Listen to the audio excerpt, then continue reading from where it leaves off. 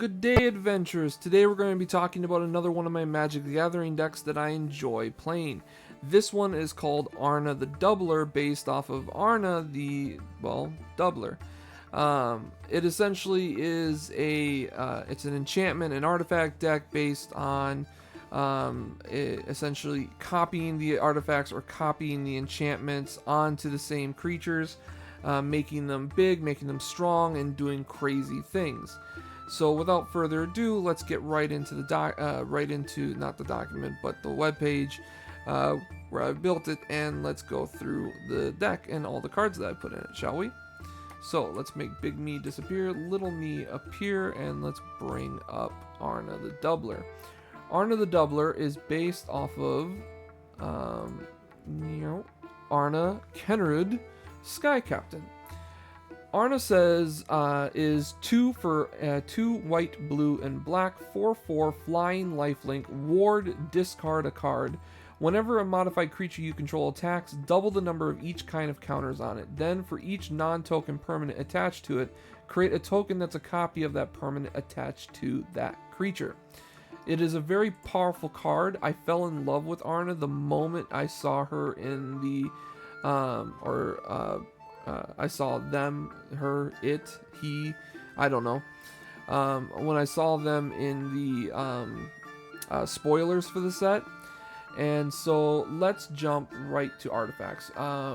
So let's start at the bottom.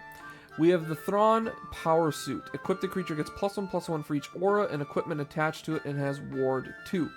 Giving it additional wards, giving it a huge pump that's going to grow with each additional one adding onto it, essentially cascading her power to crazy amounts. Thought Vessel, no maximum hand size, and I get additional mana. Talisman of Progress, again, more mana. Talisman of Hierarchy, more mana. Talisman of Dominance, more mana. We're in white, blue, and black. We need to get mana some way, and so artifacts is how we do that. Sword of War and Peace. Equip the creature gets +2/+2, has protection from red and white, which is great. That means we have full-on protection from the most common removal spells and the most common damage spells. Whenever equipped a creature deals combat damage to a player, Sword of War and Peace deals damage to that player equal to the number of cards in their hand, and I gain a life for each card in my hand.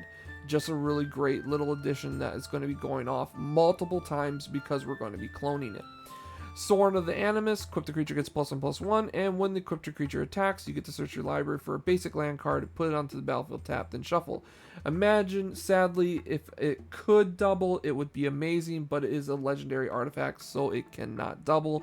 But it is still a great way for me to ramp in white, black, blue. Sword of Sinew and Steel. Increase creature gets +2/+2 and protection from black and red. Now we're protection from the damage spells and the second most common removal spells. When an equipped creature deals combat damage to a player, destroy up to 1 target planeswalker and up to 1 target artifact. Destroying planeswalkers doesn't happen. Destroying artifacts does happen, is a big deal, and is a huge help. Sword of Hearth and Home.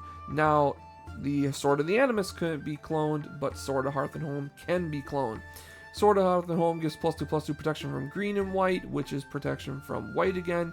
Great. Whenever the equipped creature deals combat damage to a player, exile up to 1 target creature they own, then search your library for a basic land card, put both those cards onto the battlefield under your control, then shuffle. I don't have a lot of ETB effects creatures in this deck, so that's not going to be going off that much. But it is going to help me search out for lands. Next is Sword of Forge and Frontier. Equipped a creature gets +2/+2 and protection from red and from green. When equipped a creature deals combat damage to a player, exile the top 2 cards of your library. You may play those cards this turn. You may play an additional land this turn. This is a great way for me to not only fetch out more lands, but also a great way for me to cast more spells in my turn than I'm allowed. Or that I have limit to. Next is Soul Ring, of course. Nettle Cyst is a living weapon. Equipped a creature gets +1/+1 for each artifact and or enchantment you control, just like the Thrawn Power Suit, except for it doesn't have ward, but it does have living weapons, so they do come in, they make a guy, and then they equipped onto the original guy, so they kill their guy. So sadly, it causes germs to die, which could be a bad effect against death effects if you're facing a death effect deck. Next is Masterwork of Ingenuity. You may have it enter the battlefield as a copy of any equipment on the battlefield. So if you want to get another one of your ones that you're already cloning and start cloning multiples of it at a time, or if maybe someone's got a better equipment than you and you want that equipment, because I can only afford so many things for my decks, so I can't afford the really powerful and great equipment. Next is Mask of Riddles. Equipped creature has fear. Whenever equipped creature deals combat damage to a player, you may draw a card. This is a great way for me to start drilling through my deck. Of course, if it ends up becoming too much, I can always equip this card to something else that doesn't attack, and so we can stop drawing cards. But it does say may draw a card, which is a huge bonus compared to other draw cards, enchantments, and artifacts that I found. Next is Cauldron Complete, another legendary artifact that sadly cannot clone, but is still a really awesome, powerful equipment to put into the deck.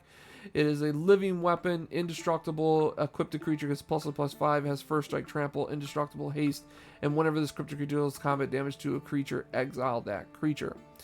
Next is Conqueror's Flail. Equipped creature gets +1/+1 for each color among permanents you control.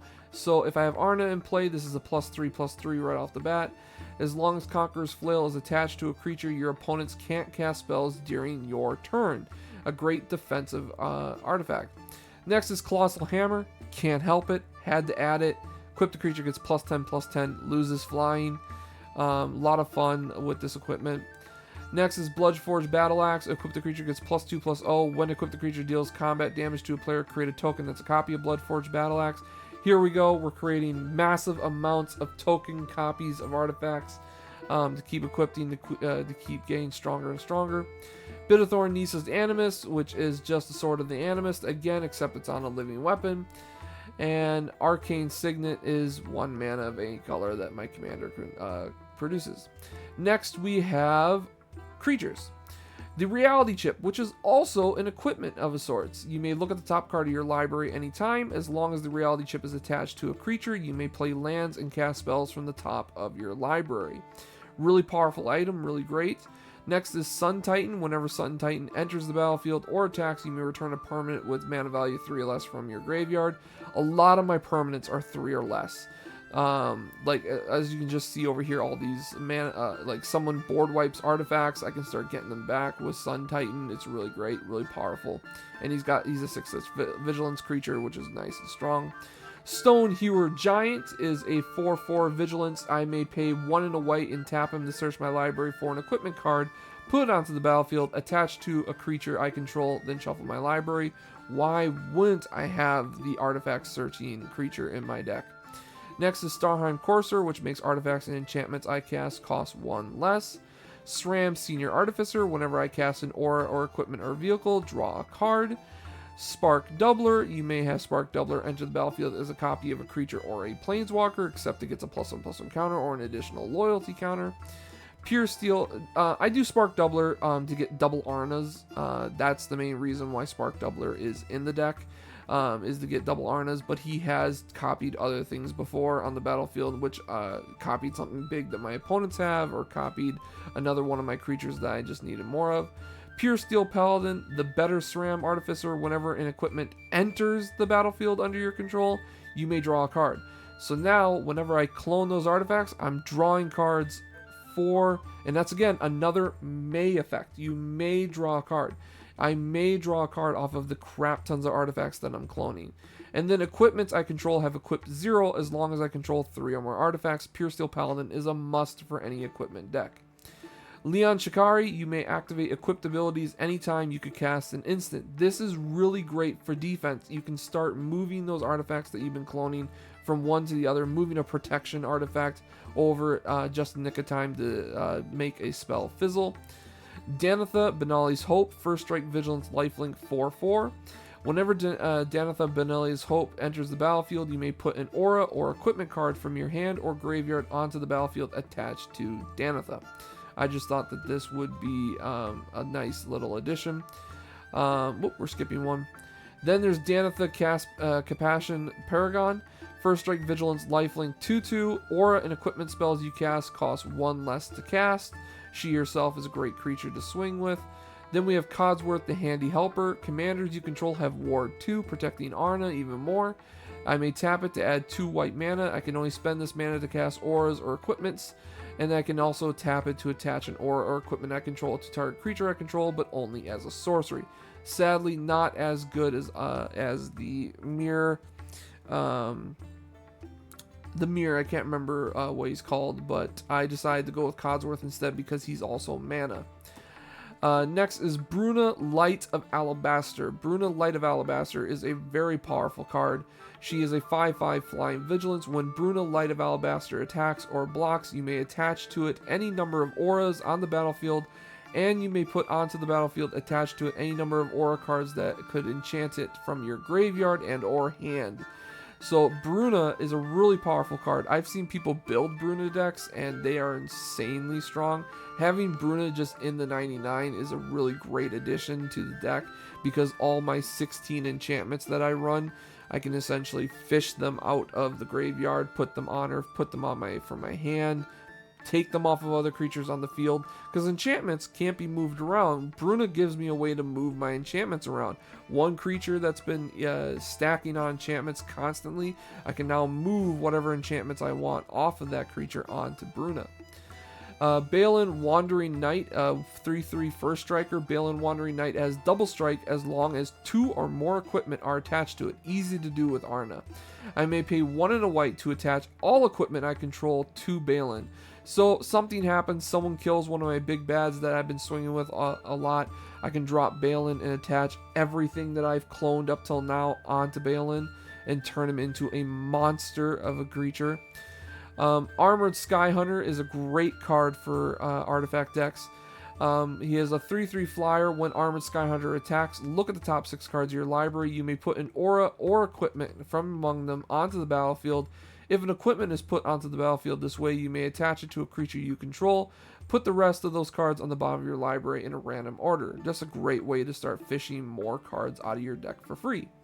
Next is Ardent Intrepid Archaeologist. At the beginning of combat on your turn, you may attach any number of auras and equipment you control to target permanent player. This is a great way for me to move those enchantments that I've been cloning to other people and those artifacts that I've been chanting to other people.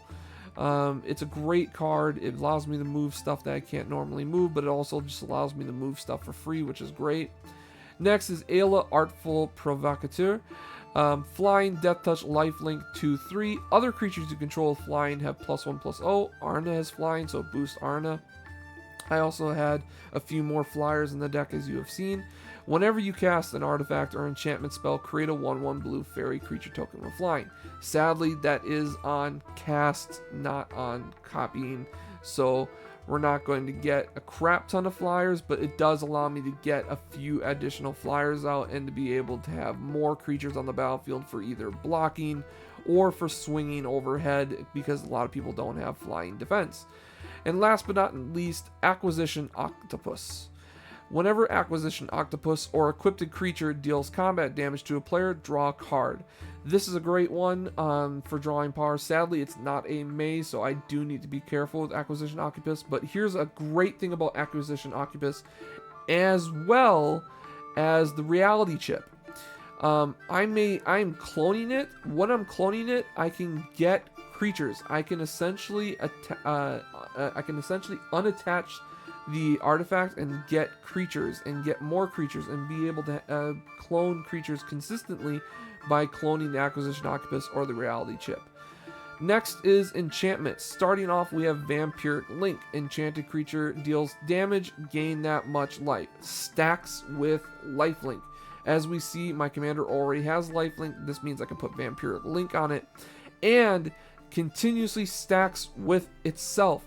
Any enchantment that just gives lifelink, it doesn't stack with each other, and so once you have 2-3 lifelinks on a creature, you're not gaining anything out of it. Vampiric Link, you will gain multiple lives. You will gain the life from each Vampiric Link separately. Next is Sigarda's Aid. Of course, you may cast aura and equipment spells as though they had flash. Whenever an equipment enters the battlefield under your control, you may attach it to target creature you control, saving me the cost to do it myself. Sage's Reverie. When Sage's Reverie enters the battlefield, draw a card for each aura you control that's attached to a creature. This is a great way to almost deck myself if I'm not careful. Enchanted creature gets +1/+1 for each aura you control that's attached to a creature. So just like Thrawn's Power Suit, this is very powerful. Next is Rune of Sustenance. Rune of Sustenance can be put on either a artifact or a creature. If I put it on a creature, I can obviously clone it, and the creature has life link. You could put on an artifact though, and not clone it, but yeah. Oh wait, no. Technically I can actually. No, I can clone it. Double the number each. Then for each non-token permanent attached. No, not attached to it. So yeah, I can't clone it if it's on an artifact, but I can clone it if it's on a creature. It just gives lifelink. Essentially, I can use this with my other abilities to give lifelinks to more creatures. But I can also put it on an artifact and have it be a little bit more protected than being on a creature. Then we have Rune of Mortality, which allows me to draw a card. Oh yeah, and I forgot, that's also another thing that Rune of Sustenance does. Allows me, when it enters, it draws me a card. Rune of Mortality enters, draws me a card, as long as the enchanted permanent has Death Touch. Really great, really powerful. Again, multiples of it don't seem to benefit all that well, but I do get to draw from it. Rune of Flight, again, I get to draw from it when it enters the battlefield, but it gives creatures flying.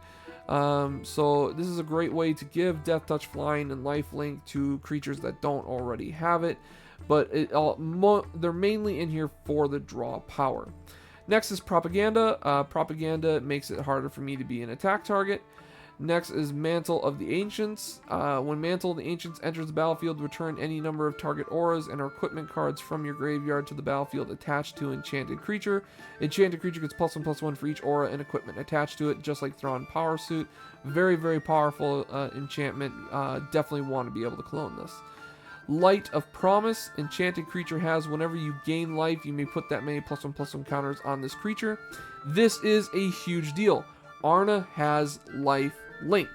Put this on Arna, swing with Arna, you will gain, you will hit, you will gain life, you will gain tokens. Next time you swing, you will double those tokens, then you will hit for even more life, gaining more tokens. That counters, next turn you will then gain more and more, and then you're also gaining doubles of Light of Promise, which is going to gain more counters and more counters and more counters, essentially turning Arna into a dangerous,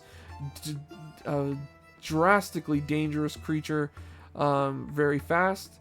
Next is Hyena Umbra. We have this in here for the first strike and the totem armor, because totem armor is badass and we need more totem armor. I wish they would make more totem armor, I will be honest. Next is Ghostly Prison. Again, another card to make it so that way we are not the attack target as much. Ethereal Armor. Enchanted creature gets +1/+1 for each enchantment you control and has first strike. A great card. It's going to scale and get bigger and bigger and bigger. Combat Research. Enchanted creature has, whenever this creature deals combat damage to a player, draw a card. I must be careful with these ones. They're great early game. They suck late game when you're drawing too much.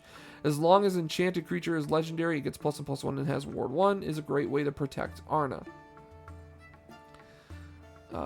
Next is Chains of Custody. Chains of Custody is a great card for removing problems that I'm able to clone. When Chains of Custody enters the battlefield, exile target non-land permanent and opponent controls until Chains of Custody leaves the battlefield. Enchanted creature has Ward 2. Not only am I making Arna harder to kill, and one of my other creatures harder to kill, but I am also getting rid of a problem at the same time. And then when those creatures swing, I can get rid of more and more and more and more problems. Next is Auramancer's Guise. Enchanted creature gets +2/+2 for each aura attached to it and has Vigilance. Again, just like all of the previous cards, this is a card that's going to exponentially increase drastically over and over and over again. And talking about a card that's going to grow massively over and over again is All That Glitters. Enchanted creature gets +1/+1 for each artifact and or enchantment you control. Whew! All these powerful enchantments, all these powerful artifacts, and they're all going to be doubling, well, not doubling, but I'm going to be gaining one more of each time I swing. Next is my instances. Starting at the bottom, we have Void Rend. This spell cannot be countered. Destroy target non-land permanent. This is a great way for me to remove a problem. Swords of Plowshares, removing another problem. Stroke of Midnight, removing another problem. Path of Exile, removing another problem. Negate, stopping a problem from happening. Generous Gift, removing a problem. Dispatch, removing another problem. Counterspell, stopping a problem from happening. And finally, Anguish Unmaking, exiling target non-land permanent you control. Not you control. Exile target non-land permanent, you lose 3 life. Again, removing another problem. Our instances are just problem solvers. Purely problem solvers. Because we're already cloning. We're doing so much with the commander in general that all we need is problem solvers. For lands, we have Terramorphic, 6 Swamps, a Rogue's Passage for those problems when we need to deal damage, Reliquary Tower in case we're drawing too many cards, 8 Plains, Obscure Storefront for land search, Myriad Landscape for land search, Isolated Chapel as a dual land, 7 Islands, Glacial Fortress dual land, 1 Evolving Wilds, 1 Drowned Catacombs, 1 Command Tower, 1 Book of Jabog in case somebody is running Graveyard, and an Arcane Sanctum for multiple for our different types of mana. And finally, for sorceries, we are got more problem solvers, but on a larger scale. We have Winds of Wrath. Destroy all creatures that aren't enchanted. They cannot be regenerated. Hopefully we've got some enchantments in play and we've got our creatures protected that we can do this. Next is Vindicate. Destroy target permanent. It's another problem solver. Next is Open the Armory. The only card in here that's an instant or sorcery that is not a problem solver, technically, but is also technically a problem solver. Search your library for an aura or equipment card, reveal it, put it into your hand, then shuffle your library. You're just searching for an artifact or equipment, an aura or equipment that is going to solve you a problem at a later date. And then finally, we have Dam, which can either remove one problem or we can overload it and remove a bunch of problems. And that is Arna Kenrid Sky Captain, also known as Arna the Doubler. I know it doesn't always double every turn, but it is adding 1 every single turn of all these different artifacts and enchantments that are unbelievably powerful and great. I love it. It's a Voltron, yes, but it is a fun Voltron. It could possibly go wide by making copies of Acquisition Octopus and Reality Chip. Reality Chip isn't exactly a swinger, but it is a wall, essentially. Acquisition Octopus is a 2/2 that can swing and kill. I got to be careful with these, though, because I could deck myself, and that is probably the biggest concern with this deck, is that I do have the possibility to deck myself if I'm not careful with a couple enchantments and artifacts that give me draw power that I cannot stop, that are not maze. But I do have a lot of draw powers that are maze, which are great that I can ignore and hopefully keep me in the game long enough to kill everybody off. But yeah, that is Arna. I hope you guys enjoyed it. I hope you guys give this deck a shot. Edit it any way that you want. If you have ideas on how to make the deck better, go ahead and let me know. Sadly, I cannot add extremely expensive options. I have essentially stopped putting money into Magic a long time ago. I just play with whatever I have left, and I play very rarely and occasionally, very rarely now. So I hope you guys are enjoying the videos. I hope you guys are looking forward to more to come, and I hope you guys have a safe adventure.